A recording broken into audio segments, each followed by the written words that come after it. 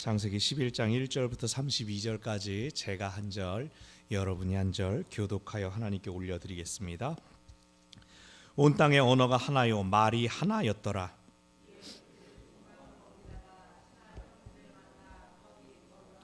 서로 말하되 자 벽돌을 만들어 견고히 굽자 하고 이에 벽돌로 돌을 대신하며 역청으로 진흙을 대신하고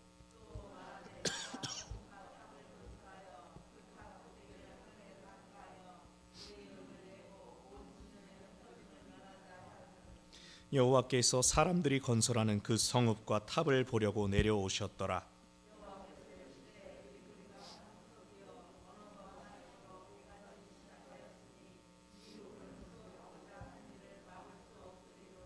자, 우리가 내려가서 거기서 그들의 언어를 혼잡하게 하여 그들이 서로 알아듣지 못하게 하자 하시고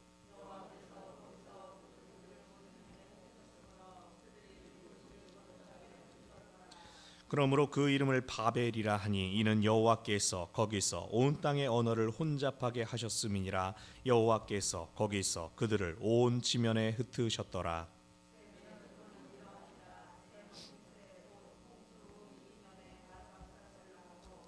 아르박사스를 낳은 후에 500년을 지내며 자녀를 낳았으며 셀라를 낳은 후에 403년을 지내며 자녀를 낳았으며 에벨을 낳은 후에 403년을 지내며 자녀를 낳았으며 벨렉을 낳은 후에 430년을 지내며 자녀를 낳았으며 르를 낳은 후에 209년을 지내며 자녀를 낳았으며 수룩을 낳은 후에 207년을 지내며 자녀를 낳았으며 나홀을 낳은 후에 200년을 지내며 자녀를 낳았으며 데라를 낳은 후에 119년을 지내며 자녀를 낳았으며 데라의 족보는 이러하니라. 데라는 아브람과 나홀과 하란을 낳고 하란은 롯을 낳았으며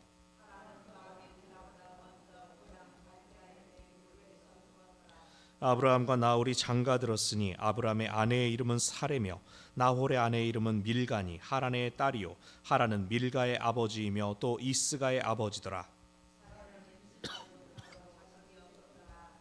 데라가 그 아들 아브람과 하란의 아들인 그의 손자 롯과 그의 며느리 아브람의 아내 사레를 데리고 갈대아인의 우르를 떠나 가나안 땅으로 가고자 하더니 하란에 이르러 거기 거류하였으며 데라는 나이가 205세가 되어 하란에서 죽었더라. 아멘.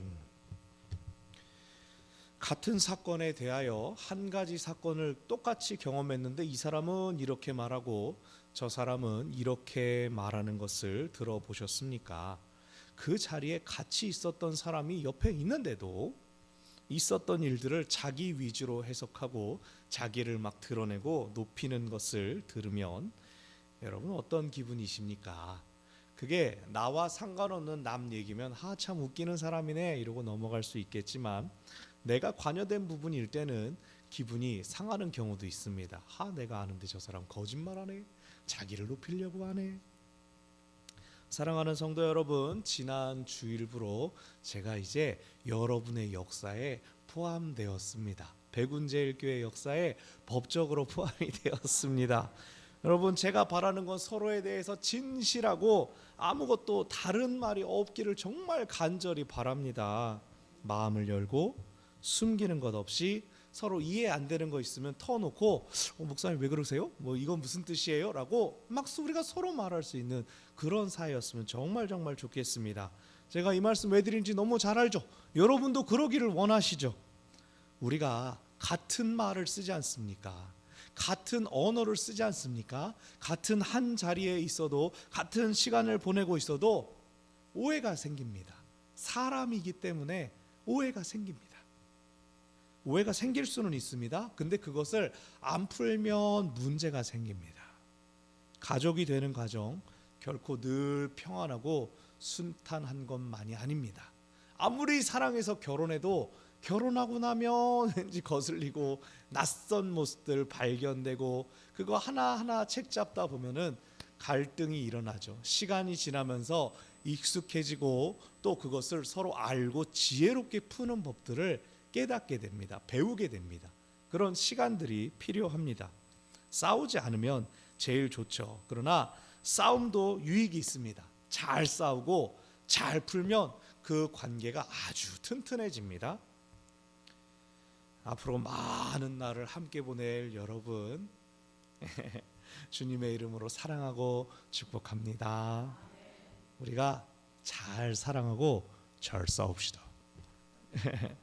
우리의 말과 언어가 하나가 될 때까지, 우리의 마음까지도 하나님 안에 하나가 될 때까지 우리가 많은 대화를 나누기를 바랍니다. 아멘. 이제 창세기 11장은 원역사, 그러니까 기록된 역사 이전 시대를 다루는 마지막 장입니다. 1장부터 11장까지는 인류 역사의 기원을 밝혀주는 내용이 담겨 있습니다. 언제인지 알 수 없는 저 먼 과거에 세상이 지어졌다, 사람들이 만들어졌다. 원래는 지금과는 다른 모습과 다른 환경 가운데에서 살았는데 지금 우리처럼 된 것은 어떠한 사건이 있었기 때문이다. 그것을 설명하는 것이 오늘 11장에서 완성되는 것입니다. 고고학적인 증거들을 보면 판게아 이론, 대륙 이동설 이런 게 있지 않습니까? 큰 한 개의 대륙이 갈라지고 이동하면서 사람들이 떨어져 살게 되자 각각의 고유한 문화들을 발전시켰다, 언어가 달라졌다, 이런 해석들이 있습니다. 오늘 본문에 나오는 바벨설화, 바벨탑 설화는 하나님에 의해서 사람들의 언어가 달라졌고, 그래서 말이 통하는 사람들끼리 흩어져서 자기들끼리 모여 살게 되었다라고 합니다. 그럼 두 가지가 서로 상충되는 겁니까? 둘 중에 하나는 버려야 되는 걸까요? 아니죠. 증거는 증거고 오늘 우리가 보는 이야기도 이야기로서의 가치가 있습니다. 역사, 지나간 과거는 우리에게 교훈을 주고 우리가 그 교훈을 받고 이게 맞냐 틀리냐, 전라도 말로 기냐 안 기냐 신경 쓸 것이 없이 우리는 교훈을 받고 현재를 잘 살면 됩니다. 우리가 갈 길을 잘 나아가면 됩니다. 자, 11장에는 크게 세 가지 이야기가 나옵니다. 바벨탑 설화가 나오고 셈의 족보가 나오고 데라의 족보가 나옵니다. 먼저 바벨 설화 1절, 온 땅의 언어와 말이 하나였다. 이것은 10장에 나왔던 인류가 노아의 자손으로부터 온 세상에 잘 퍼졌다라는 것을 의미합니다. 원래 인류는 하나였고 서로에게 총과 칼을 들이대던 존재들이 아니었습니다. 즉 현재 우리가 겪고 있는 갈등과 분열은 하나님께서 의도하신 바가 아니라는 뜻입니다. 처음부터 하나님께서 우리를 하나로 만들어 주셨는데, 한 가족으로 만들어 주셨는데, 자, 이 사람들이 2절에서 동방으로 옮기다가 신할 평지를 만나서 거기서 마음을 모읍니다. 마음을 모으고 합치는 것, 대화하면서 소통하면서 뜻을 합하는 것이 하나님께서 인간에게 주신 놀라운 능력입니다. 우리는 설득할 수 있습니다. 나와 생각이 다른 사람과 마음을 터놓고 원하는 바를 조율해 갈 수가 있습니다. 인간이 가진 탁월한 대화의 기술입니다. 그런데 오늘 본문에 나오는 사람들은 그 하나님이 주신 능력을 엉뚱하게 활용합니다. 3절, 야 벽돌 만들자. 4절, 성읍과 탑을 지어서 하늘까지 닿게 하자. 하늘까지 닿는 탑을 만드는 목적이 두 가지가 나옵니다. 첫 번째, 우리의 이름을 내자. 사람들이 우리의 이름을 알게 하자. 두 번째, 온 지면에 흩어지는 것을 면하자. 그것을 피하자. 뭐가 문제입니까? 사람들이 마음을 모으고 힘을 합친 것 자체는 좋습니다. 잘한 겁니다. 그런데 여러분, 여기 하나님 어디 계세요? 하나님이 없습니다. 하나님이 없습니다. 원 역사의 마지막 장에서 인간이 마음을 모으고 힘을 합칩니다. 근데 정작 그들을 지으시고 구원하신 하나님이 보이지 않습니다. 하나님의 명령대로 충만하게 많은 자손을 이루었는데 하나님이 사라졌습니다. 누구도 하나님을 찾지도 않고 하나님의 뜻을 구하지도 않습니다. 그들이 하는 역사 중에서 도무지 하나님의 도움이 필요하지가 않습니다. 그래서 5절, 여호와께서 성읍과 탑을 보려고 의도를 가지고 내려오셨다. 마치 하나님이 사람처럼, 동네 아저씨처럼 성 잘 짓나? 높나? 그러고 내려왔다는 겁니다. 이것을 하나님을 인간처럼 표현하는 신인 동형론적 표현. 하나님이 꼭 사람인 것처럼 표현합니다. 하나님이 호기심을 느끼는 겁니다. 그냥 위에서 이렇게 내려다봤다 이럴 텐데 잘 짓나? 이러고 세상에 내려왔답니다. 6절, 하나님께서 지적하시는 그들의 문제점이 나옵니다. 이 무리가 한 족속이고 언어도 하나이기 때문에 시작했구나. 이걸 그럼 막을 수가 없겠구나. 단일한 민족, 단일한 언어, 이것들이 그들을 굳게 결속하게 해 주었지만 그들이 잘못된 방향으로 가기 시작하면 바른 방향으로 돌이킬 수가 없다는 것을 하나님께서 말씀하여 주십니다. 굳게 결집된 집단은 반성적인 사고가 불가능합니다. 너 반동하냐? 라고 사람들이 말하지 않습니까? 이거 할 때 너 왜 으쌰으쌰 하는데 초를 치고 그래? 누군가가 잠깐 생각해보자, 잠깐 멈추자라고 할 수가 없습니다. 너무 굳게 뭉쳐서 마치 절벽을 향해 달려가는 레밍들처럼 밀려가 버리는 겁니다. 하나님께서 그들을 멈추지 못하게 하실 분이 아니죠. 사실 하나님이 나 이거 못 막어라고 하시는 것이 아닙니다. 이것은 능력의 문제가 아니라 존중의 문제입니다.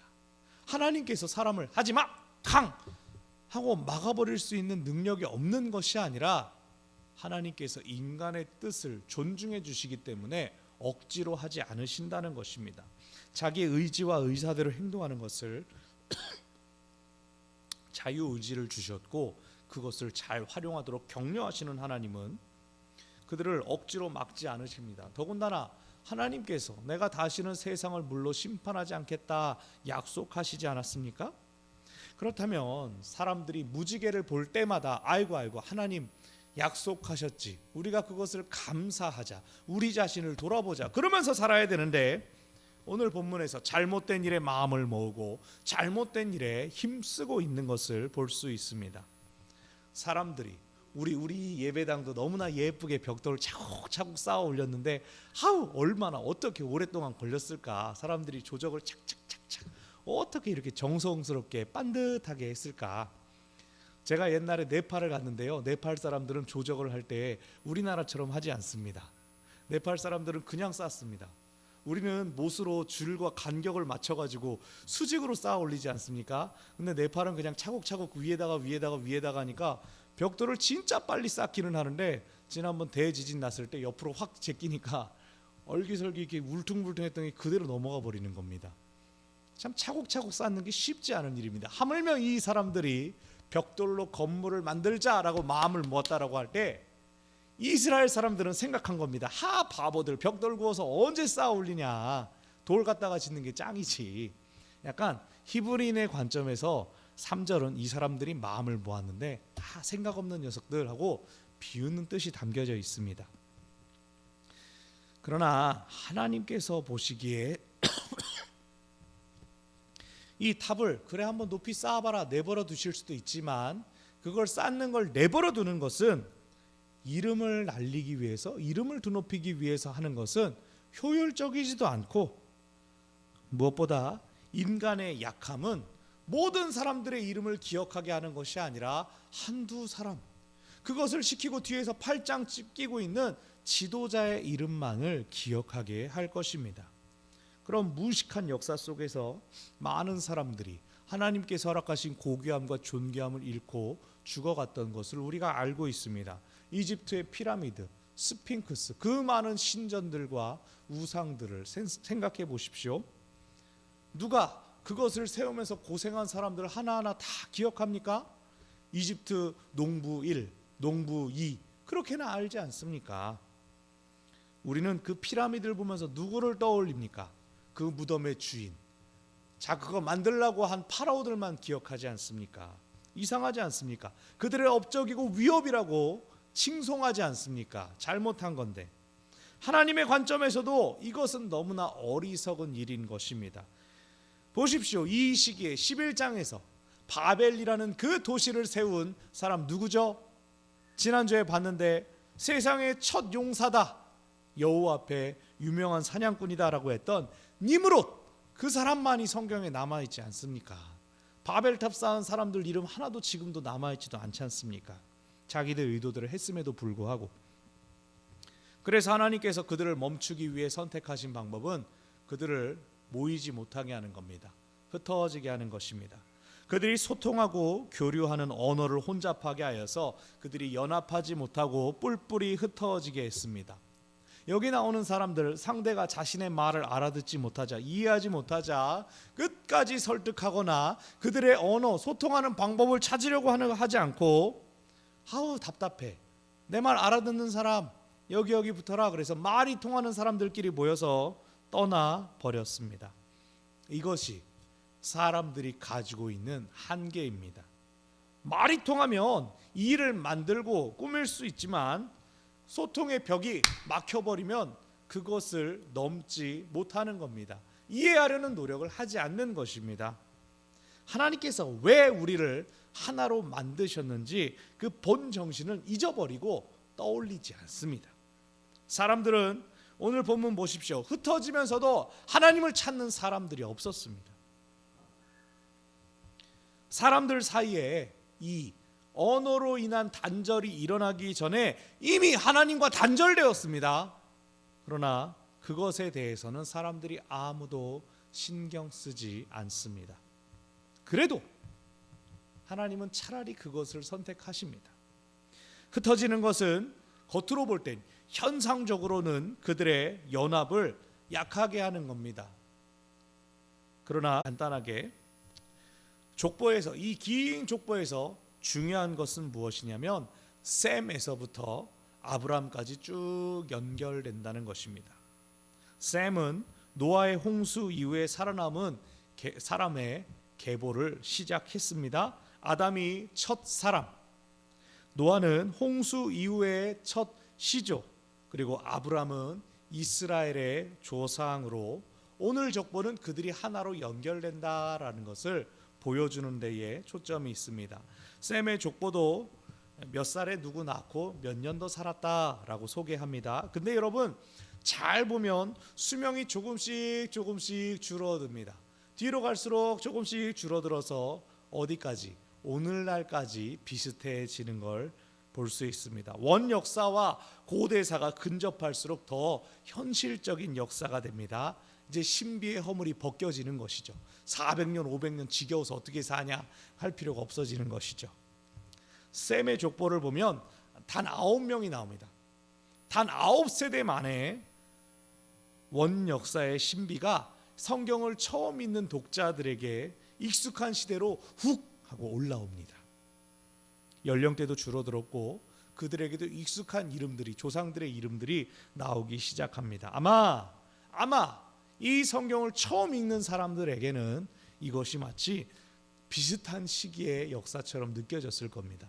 우리 할아버지 이름이 드디어 나오네? 라고 생각했을 것입니다. 특히 26절을 보면 데라가 70세에 아브람과 나홀과 하란을 낳았다라고 나옵니다.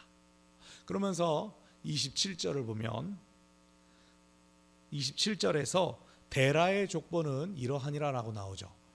여기 제가 저를 잘못 썼나 봅니다. 27절 성경책을 보면 27절에서 데라의 족보는 이러하니라라고 출발합니다. 이는 5장 32절을 보면 노아가 셈과 함과 야벳을 낳았다라고 한 것을 따라한 겁니다.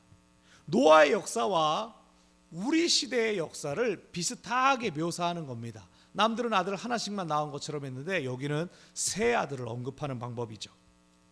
그리고 데라의 족보가 나오는데 당연히 아브라함을 위한 이 전초입니다. 이 부분에서 사실 이 족보가 나오는 11장에서 아브라함은 별다른 역할을 하지 않습니다. 하지만 데라에 관한 이야기가 아브라함을 돋보이게 하는 역할을 합니다. 27절에서 데라가 아브람과 나홀과 하란을 낳았다. 그리고 하란도 롯을 낳았다라고 소개가 됩니다. 근데 하란이 먼저 죽습니다. 이것은 무슨 뜻이냐면 하란이 장남이라는 뜻입니다. 그러니까 하란의 손자까지 먼저 언급이 되는 겁니다. 그리고 하란의 딸과 나홀이 결혼하죠. 나홀이 둘째입니다. 성경에 나온 순서가 아브람, 나홀, 하란이라고 나와서 우리는 아브람이 장남인가 생각하는데 사실은 반대라는 겁니다. 아브람이 막둥이에요. 그러니까 31절 데라가 가족들을 이끌고 아이쿠 저를 제가 완전 잘못 썼었네요. 가족들을 이끌고 갈대아 우르 땅을 떠나서 어디로 갑니까? 가나안 땅으로 가고자 합니다. 가나안은 여러분 하나님께서 장차 아브라함에게 보여주시는 땅이 가나안 아닙니까? 하나님께서 너 가나안으로 가라 라고도 하지 않았습니다. 그런데 데라는 가나안 땅으로 가려고 했습니다. 이것이 무엇을 의미할까요?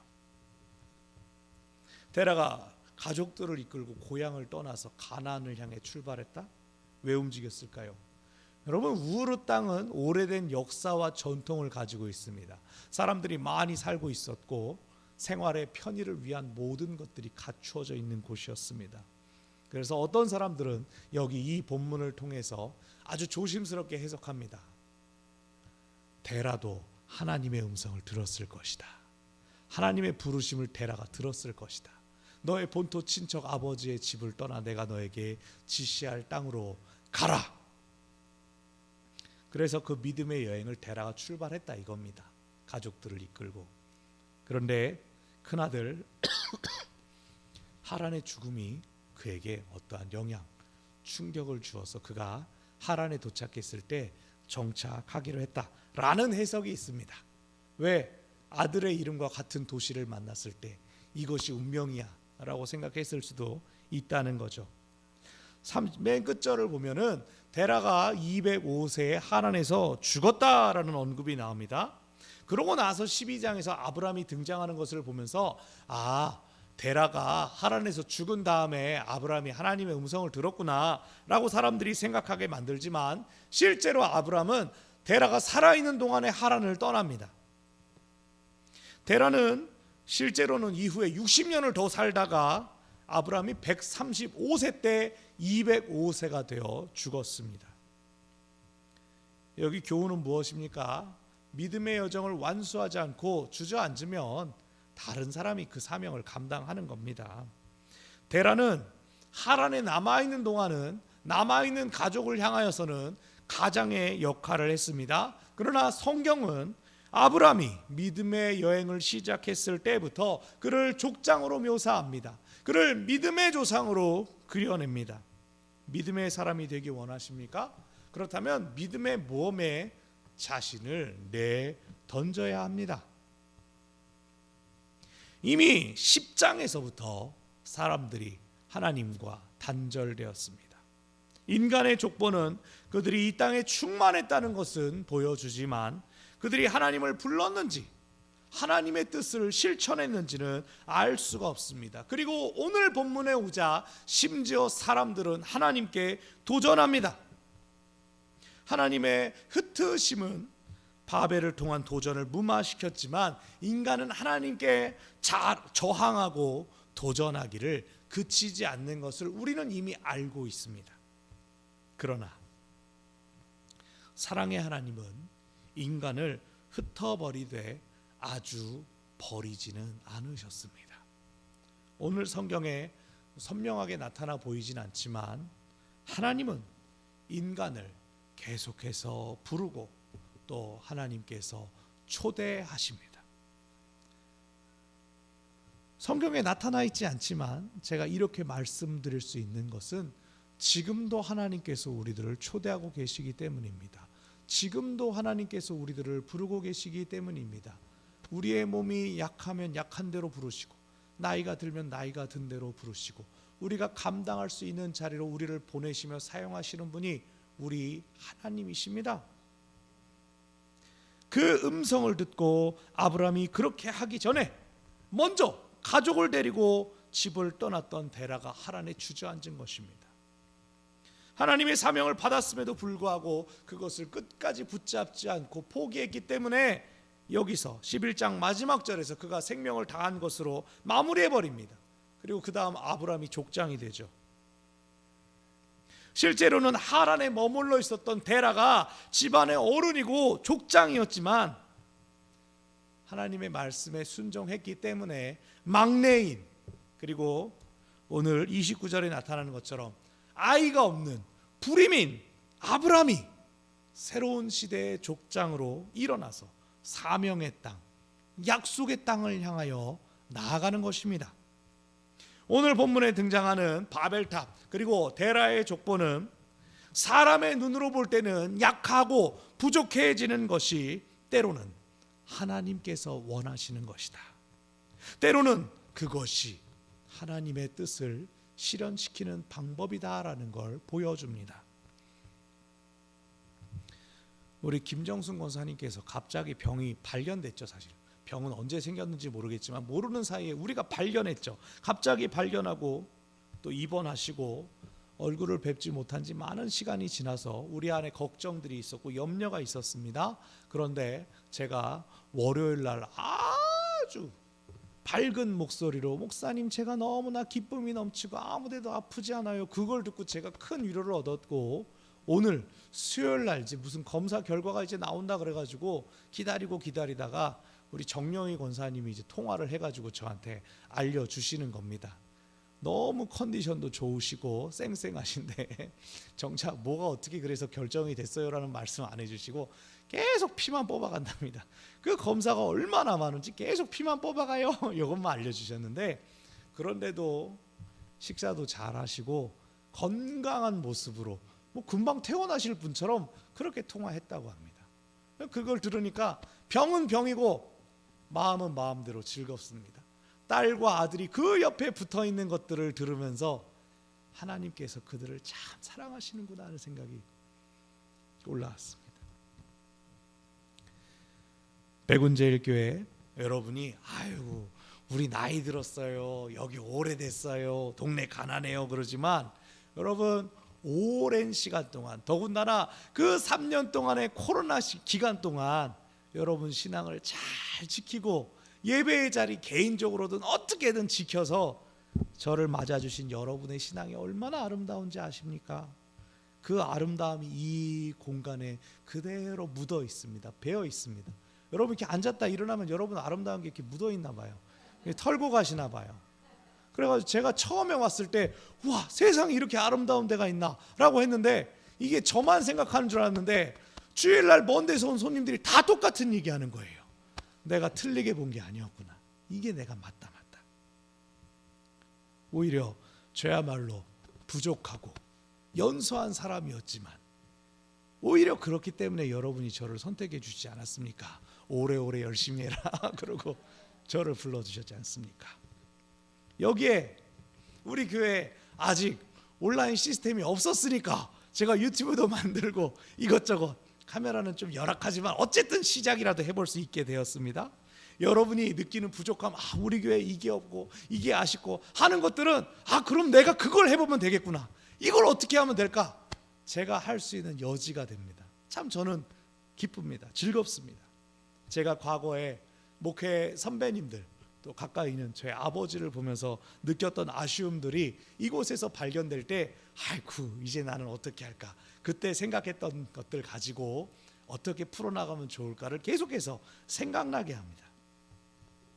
약하고 부족한 것은 부끄러운 것이 아닙니다. 부끄러운 것은 강하고 충만한데도 하나님을 모르는 겁니다. 자신의 근원을 모르고 감사할 줄 모르고 겸손하지 못한 게 정말로 부끄러운 겁니다. 쪽팔린 줄을 알아야 됩니다. 우리는 하나님 앞에 당당하기 바랍니다. 약하고 부족해도 하나님 앞에서는 하나님이 나 불렀잖아요 라고 당당하시기 바랍니다. 말씀을 정리합니다. 우리 찬양팀 앞으로 나와 주십시오. 우리는 오래전부터 은혜 없이는 살 수 없는 존재들이었습니다. 은혜 아니면 살아갈 수가 없습니다. 우리가 약하기에 주신 은혜를 감사하며 그 은혜를 사모하고 기대합니다. 우리에게 은혜가 필요합니다라고 고백하며 간구합니다. 하나님은 은혜 필요 없다라고 말하는 사람들은 흩어버리셨어요. 은혜를 필요로 하는 자들을 선택하여 주셨습니다. 사랑하는 여러분, 우리는 하나님의 은혜 가운데 모여들었습니다. 하나님께서 은혜의 자리로 우리를 모으셨고 하나 되게 하고 계십니다. 하나님께서 하나 되게 하신 것을 지키는 비결은 무엇일까요? 하나님께서 우리와 함께 하시는 은혜를 꾸준히 구하는 것입니다. 우리의 약함을 인정하며 고백하며 하나님의 도우심을 구할 때 하나님께서 우리와 함께 하시는 임마누엘의 은혜로 우리를 충만하게 하실 것입니다. 기도하고 우리 함께 이 찬양 같이 나누면 좋겠습니다. 아버지 약하고 부족한 저희를 아시죠? 그럼에도 불구하고 하나님 우리를 불러주셨으니 주님 부르심 그대로 우리를 사용하옵소서. 이끌어 주시옵소서. 우리는 하늘 꼭대기까지 닿을 높은 탑을 쌓을 능력도 없습니다. 오히려 우리는 아브람처럼 우리의 약함을 바라봅니다. 우리의 상함을 바라봅니다. 주님, 막둥이였고 불임이었던 아브람을 부르신 것처럼 아버지여, 우리를 부르실 때에 물러나지 않고 담대함으로 나아가게 하여 주시옵소서. 아버지께서 하나로 만드신 것을 끝까지 지키는 저희들이 되게 하여 주시옵소서. 예수님